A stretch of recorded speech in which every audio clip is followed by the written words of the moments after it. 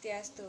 Perkenalkan, nama saya Putri Dila Purnawiswari, nomor absen 34 dari kelas 11 MIPA 3. Nah, di sini saya akan menjawab pertanyaan sejarah mengenai materi Sumpah Pemuda. Pertanyaan yang pertama itu, ada bagaimana latar belakang Sumpah Pemuda? Lahirnya Sumpah Pemuda adalah dalam rangka mewujudkan persatuan dan kesatuan antar organisasi kepemudaan yang sudah ada. Maka, dimulailah pertemuan antar organisasi sejak 1920. Namun, pada saat itu mereka belum menemukan solusi yang tepat karena berbeda landasan pemikirannya. Pada tanggal 15 November 1925, diadakan Kongres Pemuda untuk membahas panitia pelaksanaan kesepakatan bersama. Dan pada tanggal 30 April 1926, organisasi pemuda berkumpul dan melaksanakan rapat Kongres Pemuda pertama.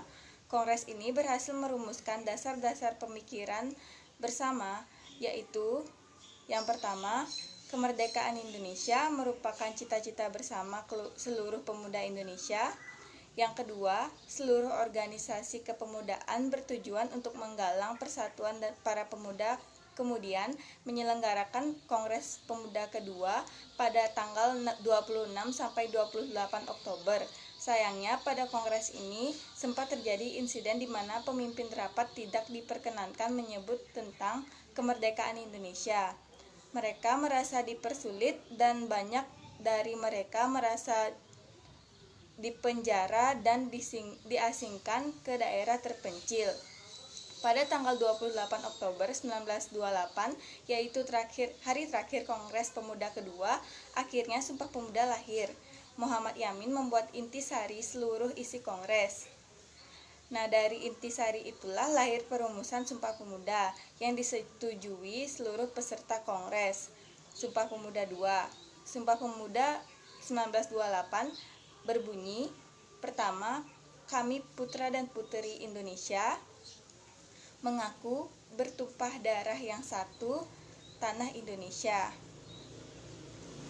Lalu yang kedua, kami putra dan putri Indonesia mengaku berbangsa yang satu, bangsa Indonesia. Lalu yang ketiga, kami putra dan putri Indonesia menjunjung bahasa persatuan, yaitu bahasa Indonesia.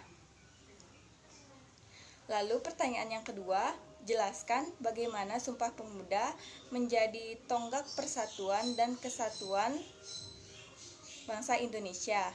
Nah, Sumpah Pemuda merupakan tonggak sejarah yang penting bagi berdirinya NKRI adalah karena Sumpah Pemuda memuat unsur persatuan dan kesatuan di mana menjiwai bertumpah darah satu tanah air Indonesia, menjunjung bahasa persatuan bahasa Indonesia dan berbangsa yang satu bangsa Indonesia, sehingga mencerminkan persatuan dan kesatuan bangsa. Selain itu juga Sumpah Pemuda adalah salah satu tonggak utama dalam sejarah pergerakan kemerdekaan bangsa Indonesia karena ikrar ini dianggap sebagai kristalisasi dari semangat untuk menegaskan cita-cita berdirinya negara Indonesia. Lalu pertanyaan yang nomor 3, jelaskan bagaimana penguatan jati diri keindonesiaan sebagai implikasi dari semangat Sumpah Pemuda. Penguatan jati diri keindonesiaan sebagai implikasi dari semangat Sumpah Pemuda dilakukan dengan 4 hal berikut. Yang pertama, politik untuk kesejahteraan dan kejayaan. Perlu dipahami bahwa dengan berkembangnya organisasi di kalangan pemuda yang juga diikuti oleh berkembangnya organisasi wanita atau perempuan di Indonesia, pada tahun 1912 berdiri organisasi perempuan yang pertama yakni Putri Mardika di Jakarta. Organisasi itu bertujuan untuk membantu, membimbing dan penerangan para gadis Bumi Putra dan menuntut pelajaran dan mengemukakan pendapat di muka umum, serta memperbaiki hidup wanita sebagai manusia yang mulia. Yang kedua, pemuda yang berpolitik. Pada mulanya, Perkumpulan Indonesia Muda tidak diperbolehkan terlibat dalam politik. Tekanan pemerintah terhadap larangan berpolitik mendorong anggota Indonesia Muda untuk mendirikan perkumpulan lain, bahkan tersebar di berbagai organisasi politik atau golongan yang ada.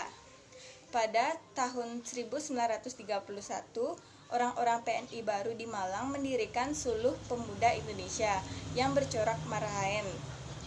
Dalam gerakannya, para pemuda juga melakukan kegiatan kepanduan. Kepanduan itu berasal dari Kepanduan Jong-Java, Pemuda Sumatera, dan organisasi pemuda lainnya. Di samping itu juga berdiri kepanduan berdasarkan kebangsaan dan keagamaan. Yang ketiga, nasionalisme yang revolusioner. Sebagai seorang terpelajar, Soekarno muncul sebagai seorang pemuda yang cerdas yang memimpin gerakan nasional baru. Ia mendirikan partai yang bernama Partai Nasional Indonesia pada 4 Juli 1927. Partai itu bersifat revolusioner. Sebelumnya partai itu bernama Aglemeni Study Club. Soekarno memimpin partai itu hingga Desember 1929. Jumlah anggotanya hingga saat itu mencapai 1.000 orang. Soekarno juga turut serta memprakarsai berdirinya Pemufakatan Perhimpunan Politik Kebangsaan Indonesia atau PPPKI pada 1927. Yang keempat, Volksstraat sebagai wahana perjuangan pada akhir tahun 1929. Pimpinan PNI ditangkap untuk melanjutkan perjuangannya, maka dibentuklah fraksi baru dalam Volksstraat yang bernama Fraksi Nasional pada Januari 1930 di Jakarta. Fraksi itu diketahui oleh Muhammad Husni Tamrin yang beranggotakan 10 orang yang berasal dari Jawa, Sumatera, dan Kalimantan. Tujuan organisasi itu adalah menjamin kemerdekaan Indonesia dalam waktu yang sesingkat-singkatnya. Fraksi Nasional juga menolak usulan pemerintah untuk memperkuat pertahanan yang dapat menghabiskan biaya yang besar. Ini berarti menambah kesengsaraan rakyat, karena situasi ekonomi saat itu sedang mengalami depresi. Menurut Fraksi Nasional, lebih baik biaya itu digunakan untuk meningkatkan kesejahteraan rakyat. Sementara pengawasan dalam bidang politik semakin diperketat. Sekian video dari saya. Terima kasih dan mohon maaf sebelumnya bila ada kesalahan kata selama saya membawakan video ini. Saya ucapkan Om Santi Santi Santi Om.